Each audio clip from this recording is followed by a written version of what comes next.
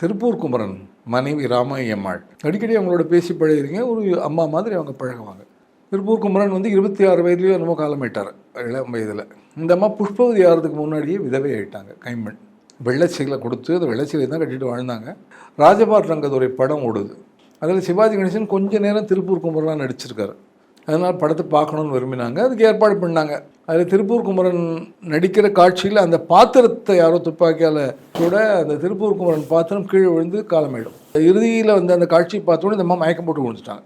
ஆனால் நீங்கள் மயக்கம் போட்டு விழுந்தீங்களேம்மா, என்னம்மா காரணம், ஏன் இப்படி ஆச்சுன்னு கேட்டேன். அதனால் நான் இப்போ சொல்கிற விஷயத்தை நான் சாகிறது வரையும் வெளியே சொல்ல மாட்டேன்னு சத்தியம் பண்ணி கொடுக்கலாம். கட்டாயம் சொல்ல மாட்டேன், நான் தெரிஞ்சுக்கிறதுக்காக தான் கேட்குறேன். எல்லாம் குமரனும் பொஞ்சாதின்னு எனக்கு கொண்டாடுறாங்க. அந்த ஆள் செத்து போய் இவ்வளோ வருஷம் ஆகிடுச்சு. வேறு செத்து போன காலத்தில் இருந்த எந்த ஞாபகமே இல்லை தம்பி.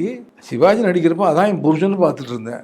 அவர் செத்து கீழே விழுந்து பார்த்தோன்னே என் புருஷன் சேர்த்த சோகத்தை நான் அனுபவித்து மயக்கம் போட்டு விழுந்தேன்.